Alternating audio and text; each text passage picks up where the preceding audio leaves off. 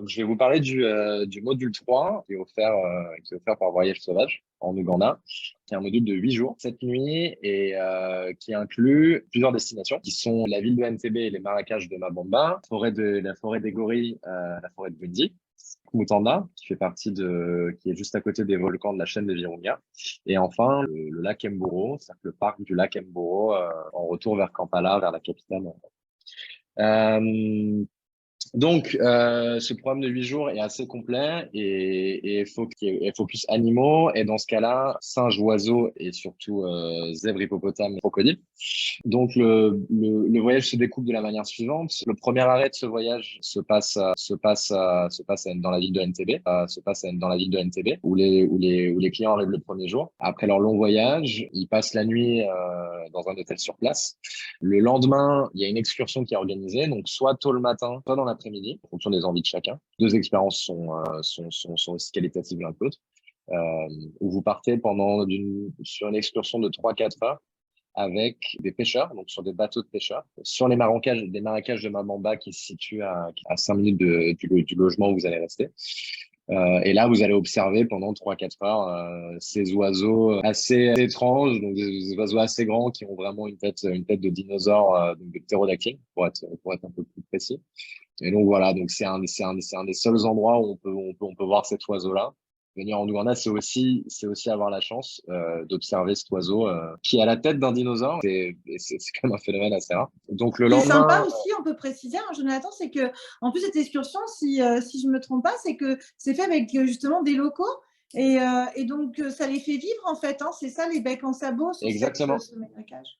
Exactement. Donc en fait, c'est toute cette activité est organisée donc, par des pêcheurs du coin. Donc l'argent que vont dépenser les clients vont directement donc dans la poche des communautés locales qui vivent autour et qui permettent à la conservation de cet animal préhistorique dans ces marécages-là. Donc le fait de faire cette activité-là a un impact énorme sur la préservation de cette espèce et en participant aussi aux efforts des communautés locales qui y vivent. Donc, il y a vraiment un impact social et environnemental direct sur cette activité. Donc ça, c'est le jour 2 de ce module qui se finit dans le même hôtel à Entebbe, à l'endroit où vous serez arrivé la veille. Le jour 3 du module, donc c'est un jour qui est consacré à ces longues journées une longue journée de trajet, mais on n'a pas le choix. C'est un pays qui est assez grand. Les routes sont plutôt très bien et c'est un pays où on roule pas à plus de 80 km/h. Donc on prend le temps, mais au moins on a le temps de voir tout le pays. Donc en fait, c'est un pays magnifique. On voit vraiment, la vie s'est construite autour des grandes routes. Donc en fait, faire énormément de trajets sur une journée, c'est pas très grave parce qu'on a l'impression de voyager en même temps et on voit énormément de choses. Et ce trajet, avec un petit arrêt au milieu pour le déjeuner. L'objectif de ce trajet, c'est d'arriver en fin de journée pour être Bwindi, qui est l'endroit où on trouve le fameux gorille des montagnes. Pour ceux qui ne savent pas, l'Ouganda, c'est le pays qui recense le plus de gorilles des montagnes au monde. Donc il y a plus de 50% de la population. Les gorilles des montagnes on les trouve dans 3 pays distincts, en Ouganda, au Rwanda et au Congo. Plus de 50% de la population des gorilles est en Ouganda. C'est très compliqué d'aller voir les gorilles au Congo, dans la région du Congo, car c'est une région un peu trop dangereuse. Les questions de sécurité sont vraiment là et donc même s'il y a possibilité de les voir, c'est très très compliqué et assez dangereux. Et dans l'autre pays, le Rwanda, le prix du permis pour aller voir les gorilles est beaucoup plus élevé. Et l'expérience est la même, que ce soit en Ouganda ou dans les autres pays. Donc l'Ouganda reste aujourd'hui le pays le plus attractif pour venir les voir. Et en termes d'efforts de conservation, l'Ouganda reste le leader sur l'effort de conservation de ces gorilles des montagnes. Donc le jour 3 s'achève où dans le lodge, vous allez dormir au milieu de la forêt. Vous êtes vraiment immergé au milieu de la forêt de Boni. C'est un endroit très particulier où on se sent déjà plus en dehors de la civilisation. Et on sait que le lendemain matin, on va partir pour ce trek dans la jungle de plusieurs heures pour trouver cet animal sauvage qu'on peut trouver que dans cette région du monde. Donc le lendemain, cette expérience des gorilles s'effectue sur quasiment une journée entière. Vous partez le matin, vous avez un rendez-vous avec les gardes et les rangers. Les rangers, c'est donc les guides qui vont être avec vous pendant cette excursion. C'est une excursion qui a un certain prix, mais il y a une raison. Il y a une grande partie de l'argent que dépensent les clients qui est reversé dans la conservation des gorilles des montagnes. Il y a énormément de chercheurs qui travaillent toute l'année, qui observent ces gorilles pour être sûr qu'il n'y ait pas de poaching, pour être sûr qu'il n'y ait pas d'atteinte à l'animal, pour être sûr que cette espèce soit vraiment protégée. Et c'est pour ça que chaque groupe qui va voir les gorilles, donc groupe d'êtres humains qui vont voir les gorilles, il y a un nombre de permis limité par jour qui explique qu'il faut réserver ses permis bien en avance, car c'est vraiment une activité privée. Et chaque groupe d'êtres humains, c'est un groupe de 8 personnes maximum au total, qui peuvent aller voir une famille de gorilles. Cette famille de gorilles a subi un processus d'habituation à l'ordre, car c'est des animaux sauvages de base. Faut pas l'oublier. Vous pouvez passer seulement 1 heure avec les gorilles. Donc, en fait, tout a été étudié pour que vous passiez une marche dans la forêt, plusieurs heures pour les trouver. Donc, vous êtes complètement dans leur environnement. Qu'une fois que vous les trouvez, vous puissiez passer qu'une seule heure avec eux pour être sûr de pas trop les embêter et de rester au maximum dans cette idée de conservation et de protection de l'animal. Et c'est une expérience unique, c'est une expérience qu'on trouve pas ailleurs. On se rend bien compte qu'on n'est pas chez nous, on se rend bien compte qu'on est chez eux, que c'est leurs règles. Et le fait de vivre cette expérience en sachant que tous les efforts de conservation sont mis en place par le gouvernement pour être sûr que tout se passe bien, que les gorilles soient protégés, ça rend l'expérience encore plus particulière et encore plus authentique et unique.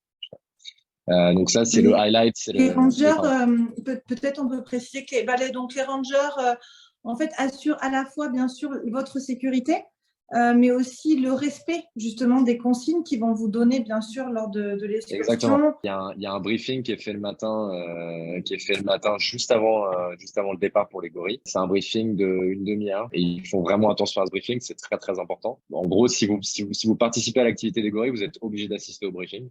Il n'y a pas de passe là-dessus. C'est un briefing où on parle des mesures de sécurité quand on voit les gorilles, des mesures de distance. Faut pas toucher les gorilles. Enfin, il y a énormément de mesures de sécurité qui sont là pour la protection des clients et surtout, mais vraiment beaucoup pour la protection de l'animal, qui font en fait vous allez dans la forêt en toute connaissance de ce qu'il faut et ce qu'il faut pas faire. Et il y a vraiment un accès des rangers du parc là-dessus pour que tout se passe bien, pour que d'une part les clients passent une super expérience avec les gorilles, une expérience unique, mais qu'en sortant cette expérience-là, que l'animal ne soit pas du tout affecté par la venue des êtres vivants. Ce qui reste quand même assez unique et qu'on voit assez rarement dans n'importe quelle activité avec des animaux. Je tire mon chapeau au boulot des rangers sur place parce qu'il y a vraiment un travail qui est fait là-dessus. Voilà, ça c'est une journée qui est super intense, qui se situe au milieu de ce voyage de 8 jours. C'est le gros moment du voyage. Ce qui est important, c'est pendant cette rencontre, outre le fait que cette rencontre, bien sûr, est extraordinaire, unique et privilégiée, et j'insiste vraiment sur le dernier mot, c'est de se rendre compte que même si on pourrait se dire, bien sûr, on doit les laisser tranquilles dans leur milieu, le problème, c'est que sans cet écotourisme, en fait, les gorilles n'existeraient sûrement plus. Il y aurait trop de braconnage parce qu'en effet, il n'y aurait personne pour payer ces éco-rangers. Et donc, et la population, je crois, elle a doublé, hein, Jonathan, il me semble, en Ouganda en quelques années. Ouais, la population a doublé en 15 ans. En tout cas, les efforts de conservation payent. C'est ça qui est bien. Donc, tous les efforts qui ont été mis en place ont vraiment un impact sur la population des gorilles, qui a bien augmenté. Ils se rendent compte que les gorilles sont en bonne santé, plus de stress non plus, tous les rangers donc patrouillent en fait tout autour de la forêt aussi, pour des raisons de braconniers qui viennent particulièrement du Congo. Donc en fait voilà, il y a tout qui est mis en place pour que ça se passe bien. Et bien sûr, c'est pour ça que c'est un peu paradoxal, mais en fait il y a ces efforts de conservation, il y a un besoin que les êtres humains aillent les voir, pour être sûr en fait que les efforts de conservation soient mis en place. Et c'est pour ça que le permis pour aller les voir est assez cher.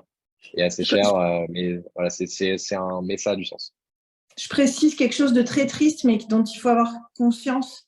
C'est pour ça que vraiment l'Ouganda, c'est un juste équilibre. C'est vraiment le vrai écotourisme qui a du sens, parce qu'en fait, pendant la Covid-19, comme il n'y avait plus de tourisme et donc plus de touristes et non plus d'argent non plus, et que donc, bien sûr, derrière, il y a des conséquences de plus de rangers ou beaucoup moins de présence aussi sur place. Il y a notamment, il y a des gorilles qui sont morts, il y a plus de braconnage, mais ce n'est pas qu'en Ouganda, hein. D'ailleurs, c'est partout dans le monde, en Afrique en général. Il y a eu beaucoup de rhinocéros, d'éléphants, enfin vraiment toutes sortes d'animaux qui sont décédés parce qu'il n'y avait plus d'argent. Donc, c'est vraiment important.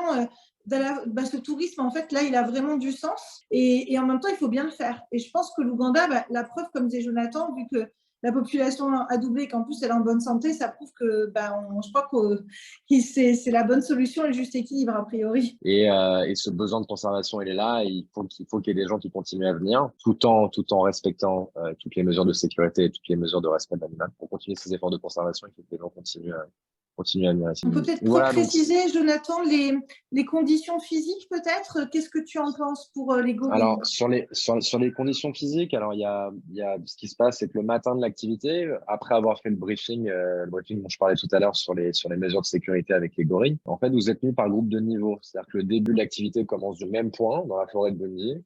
Et il y a plusieurs familles de gorilles. C'est des familles généralement de 8 à 15 individus. Les familles de gorilles, vous avez un mâle dominant, un mâle alpha, des femelles et des enfants. Ces familles de gorilles, il y en a plusieurs qui sont dispatchées dans la forêt. Et en fonction de votre état de santé et de votre niveau physique, vous êtes mis par groupe de difficulté. Donc en fait, il faut bien, c'est un truc à discuter avec votre guide qui sera avec vous pendant le voyage, qui vous demandera déjà votre habitude de trek, si vous avez l'habitude de faire de la marche, l'état de santé dans lequel vous allez mettre. Mais dans tous les cas, c'est une marche dans la forêt, c'est une forêt vallonnée. Donc c'est une marche qui est assez physique, même pour les groupes faciles, qui est un peu physique. Donc voilà, faut pas s'attendre non plus à marcher sur du plat pendant 2 heures, à plus de 2000 mètres d'altitude. Donc dans tous les cas, pas d'inquiétude car vous êtes mis par groupe de niveau. C'est ça, alors on peut se faire aider, nous c'est ce qu'on vous conseille. Encore une fois, en plus ça va servir aussi localement, c'est que vous avez la possibilité de prendre un porteur de bagages. Et donc nous, on vous incitera, de toute façon, on en reparlera ensemble lors de votre projet, mais nous, on vous incite vraiment à le prendre parce qu'il vous aide pendant tout le long de la marche, au-delà de porter juste vos affaires. Ouais, exactement. Et en plus, bon, voilà, l'argent part encore une fois, ce sont des gens qui aident à la conservation des gorilles. Donc, nous, Exactement. voilà, on n'est plus à 10 ou 15 dollars près normalement quand on part en Ouganda. Donc, autant arriver jusqu'au bout de la marche et avoir la chance de voir ces beaux gorilles. Hein, ça ne va pas arriver tous les jours. Donc, il faut le faire dans les meilleures conditions possibles. Et donc, c'est pour ça qu'avec Jonathan, c'est vrai qu'on vous dit qu'en effet, c'est une condition normale, c'est pas facile, mais c'est pas non plus pour des grands sportifs. Voilà, c'est bien de s'entraîner un petit peu avant, en effet, par rapport à l'altitude, par rapport en effet à la marche. C'est pas fait pour des gens en tout cas qui ne marchent jamais, ça c'est certain. Mais voilà, c'est pas non plus quelque chose d'irréalisable. C'est fait aussi pour tous les âges. Hein, Jonathan, on a un petit peu tous les âges en plus. Oui, Hein. tous les âges. Tous les âges, il y a des jeunes. Alors la limite pour aller voir les gorilles, il faut avoir minimum 15 ans. Vous pouvez pas avoir d'enfants en bas âge, enfin des enfants en bas âge ou des jeunes enfants. Pareil pour des mesures de protection de l'animal, de sécurité, pour être sûr que tout se passe bien. Et on voit des gens jusqu'à 70, 75 ans, voire 80 qui l'ont fait. Donc c'est vraiment pour tout âge. Vous êtes vraiment mis par groupe de niveau. Et comme l'expliquait Aurélie, c'est que si votre condition physique est pas forcément là, vous allez être mis dans un groupe de niveau facile et vous pouvez utiliser les services d'un porteur, comme on les appelle. Donc c'est quelqu'un de la communauté qui vit ici et qui participe dans une manière assez large en fait à la conservation de l'animal aussi et qui seront là pour vous aider pendant le trek. Donc c'est faisable à tout âge pour n'importe quel type de conditions physiques. Et après cette activité, nous on vous fait dormir au bord du lac Mutanda, qui est un lac vraiment iconique ici, qui est magnifique, avec une vue complètement dégagée sur la chaîne des volcans des Virunga, qui est une chaîne de volcans qui part du Congo, qui passe par l'Ouganda et qui finit au Rwanda. Et en Ouganda, il y a 3 volcans majeurs qui sont le volcan Mwavura, Mgenga et Sabinyo. Et donc, de l'endroit où vous allez dormir sur le lac, vous allez avoir une vue directe sur ces volcans. Et c'est, on va dire, l'endroit parfait pour se relaxer après l'expérience des gorilles. Après l'effort dans la forêt de quelques heures de trek et du moment intense, vous allez dans un endroit parfait pour vous reposer pendant 2 nuits. Le lendemain de l'expérience avec les gorilles, il y a un jour qui est particulier pour aller voir une petite espèce de singe qu'on appelle le Golden Monkey, qui est un singe qui a un corps assez petit, une tête assez grosse et qui a une tête de couleur or. C'est pour ça qu'on les appelle les Golden Monkey. Et cet animal, on ne peut le voir pareil. Donc, pareil, comme les gorilles, on peut le voir que dans cette région-là du monde. Et la plus grande population étant encore en Ouganda. Donc, il faut croire que le leader des grands singes, même des petits singes, en Afrique de l'Est, voire en Afrique, c'est en Ouganda. Donc, c'est la chance qu'on a ici. On les voit, pareil, c'est une marche. Alors, c'est une marche un peu différente que la marche dans la forêt de Bouidi. Car là, vous n'êtes pas dans une forêt beaucoup moins dense. Vous marchez sur un volcan, ce qui rend l'expérience aussi assez sympa parce que vous êtes sur un volcan aussi. C'est une marche un peu moins intense où vous trouvez les Golden Monkeys plus rapidement que les gorilles. Et pareil, vous êtes avec un ranger qui va vous expliquer le matin, qui va vous faire un briefing, qui va vous expliquer les mesures de sécurité. Même si là, on parle de différents types de singes, il y a moins de sécurité pour vous, mais c'est plus des mesures, plus de respect de l'animal aussi dans ce cas-là. Et vous vous retrouvez au milieu d'une forêt, vous avez des Golden Monkeys au-dessus de vous qui sautent de partout. Vous en avez une dizaine, une vingtaine, une trentaine en fonction de la journée. Et là, vous passez une heure et demie avec eux, comme pour les gorilles. Et donc, c'est une expérience très particulière aussi qu'on peut faire que dans cette région du monde. Donc, c'est différent du gorille qui est un animal assez costaud et qu'on voit bien passer. Et là, on voit une espèce bien différente, très unique, sur un volcan. Tout ça dans une partie de l'Ouganda qui est beaucoup moins développée. Et donc, ce qui rend aussi l'expérience très, très authentique. Ça se passe dans le sud-ouest du pays, c'est après les gorilles, au bord du lac Mutanda. Donc voilà, c'est vraiment l'expérience qui se complète le mieux avec l'expérience des gorilles que vous aurez fait la veille. Après cette expérience-là, vous allez revenir au lodge sur lequel vous aviez dormi la veille. Et le lendemain, vous reprenez la route en direction du centre du pays, vers la capitale. Et l'arrêt s'effectue au sein du parc naturel du lac Mburo, qui est connu pour sa, entre guillemets, non-présence de prédateurs. En fait, donc c'est connu qu'il y a un lion iconique dans ce parc-là que vous verrez peut-être un jour, mais que les gens ne voient généralement jamais. Il y a de temps en temps, il y a les gens disent qu'il y a des léopards, mais on ne sait pas si c'est des légendes ou si c'est vrai. Mais en tout cas, ce parc est connu pour avoir une très très grande population de zèbres et d'antilopes, mais surtout de zèbres. Et c'est un des seuls endroits du pays où on peut voir des zèbres. Ça paraît assez dingue parce qu'on a un peu cette image-là de l'Afrique. Vous pouvez aller dans d'autres pays, on va voir des zèbres, mais en Ouganda, il y en a moins. Mais vous allez quand même en voir. Les zèbres sont là depuis des décennies et vous pouvez faire une marche à pied de quelques heures avec eux, avec un guide local. Pareil, il y a un effort de communauté aussi qui est fait ici pour protéger ces animaux. Et là, vous partirez dans une marche de 1 heure, 2 heures, 2 heures et demie, en fonction pareil, de votre état de santé et de votre fatigue, pour aller voir ces zèbres. Vous aurez aussi l'option, en fonction de ce que vous aurez vu avant, de partir faire un petit safari en fait, dans ce parc naturel. Vous aurez peut-être la chance de voir des girafes, des antilopes au niveau du lac Mburo, quelques hippopotames et quelques crocodiles. Et ça, c'est un peu plus rare, mais il y a possibilité d'en voir. Voilà, sur l'arrêt du lac Mburo, et vous dormez le soir dans un lodge avec une vue panoramique sur tout le parc. Durant tout le voyage, vous serez dans des endroits qui ont beaucoup de charme, très authentiques, qui sont des éco-lodges. Et le lendemain, donc, vous reprendrez la route pour Kampala, où vous irez passer votre dernière nuit, et le lendemain, votre dernière journée en Ouganda. Là, vous aurez passé les 7 premiers jours à avoir traversé le pays, à avoir vu beaucoup d'espèces différentes, que ce soit les gorilles des montagnes dans la forêt de Bundi, les golden monkeys sur le volcan, enfin tous ces animaux du lac Mburo et en particulier les zèbres. En n'oubliant pas le bec en sabot du Nil que vous aurez vu en début de voyage dans les marécages du Mabamba. Et là, cette fin de journée est consacrée à la capitale. Donc c'est une visite plus culturelle. Donc on est moins sur des animaux. Vous aurez la possibilité de visiter une mosquée qui est connue ici, de visiter un temple, de visiter des marchés de fruits et légumes ou des marchés ou des marchés qui font de l'artisanal local, et avec également la possibilité d'aller prendre un déjeuner dans un endroit très local, les options soit végétariennes soit de viande, pour enfin prendre la route le soir et pouvoir clôturer votre voyage à NTB, qui est l'endroit où vous êtes arrivé 8 jours plus tôt. Super, merci beaucoup en tout cas Jonathan d'avoir présenté avec moi donc ce beau programme à nos futurs voyageurs. On espère vous voir nombreux. On vous a concocté donc un très très beau programme. Donc on vous dit à très bientôt, on espère, en Ouganda. À très bientôt. Au revoir. Au revoir. Ce numéro est maintenant terminé. Nous vous remercions d'y avoir assisté. Vous pouvez retrouver toutes les informations sur nos programmes, nos circuits sur www.voyage-sauvage.fr. Et pour d'autres coulisses, d'autres modules et d'autres destinations, rendez-vous sur notre chaîne YouTube Voyage Sauvage. Merci, à bientôt.